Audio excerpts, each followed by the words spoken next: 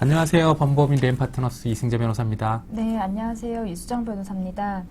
최근 펜타닐이라는 마약에 대해서 들어보신 분들 많을 것입니다. 해외 유명 도시의 길거리에서 펜타닐을 사용해서 좀비처럼 된 사람들이 길에서 멈춰서 있는 영상을 보신 분들도 있을 텐데요.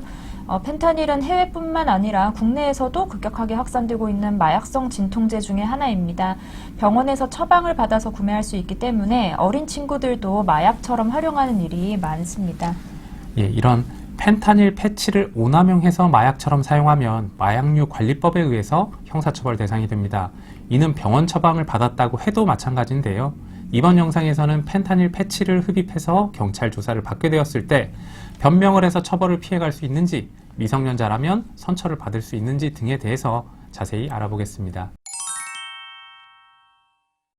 펜타닐 패치는 병원에서 처방을 받아서 구매할 수 있기 때문에 경찰 조사에 간 피의자들은 통증이 심해서 치료를 위해 처방받은 것이라거나 병원에서 처방받은 것인데 문제가 없지 않냐고 하거나 또는 펜타닐 패치도 마약류 관리법에 의해 처벌되는 대상인지 몰랐다고 하면서 둘러대는 경우가 있는데요. 예, 그러나 이런 패턴의 진술은 경찰 수사에서는 전혀 통하지 않을 가능성이 높습니다.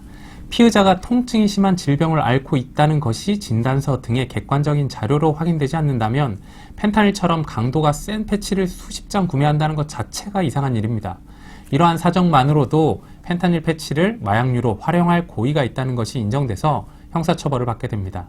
그럼에도 계속해서 납득하기 어려운 주장을 본인 판단으로 계속 지속한다면 반성을 하지 않는다고 오히려 봐서 형사처벌 수위만 높아지게 되니까 주의가 필요합니다. 단순히 펜타닐 구매나 투약뿐 아니라 유통에도 관여를 했다면 더 무거운 처벌을 받게 됩니다. 여기서 유통이라는 것은 전문적인 유통만을 의미하는 것은 아니고 구매를 해서 주변에 나누어 주는 것도 일종의 유통행위에 들어갈 수 있습니다. 예, 이런 행위를 하게 되면 단순히 자신만 마약을 투약하는 것이 아니라 주변 사람들도 마약을 할 수 있도록 하게 한 것이라서 사회적 폐해가 엄청나다고 보게 됩니다. 이 경우에는 초범이라고 해도 구속이 될 수 있기 때문에 반드시 주의하셔야 되는데요. 구속을 피하기 위해서는 펜타닐 패치 흡입 횟수를 최소한으로 줄이고 전문적으로 유통에 나선 것이 아니라는 점을 명명백백히 밝히기 위해서 유통에 관여하게 된 경우에 대해서도 어느 정도 자세히 밝히는 것이 필요합니다. 펜타닐 패치는 비교적 저렴하게 구할 수 있기 때문에 경제력이 없는 청소년도 쉽게 빠져드는 것 같습니다. 얼마 전에는 TV 경연 프로그램인 고딩 래퍼에서 수상을 한 어떤 래퍼가 펜타닐 패치에 중독된 사연이 알려져서 참 안타까움을 주기도 했는데요. 예, 그러나 마약류 사건은 청소년이라는 이유만으로 선처를 받을 수 있는 사건에 해당하지는 않습니다.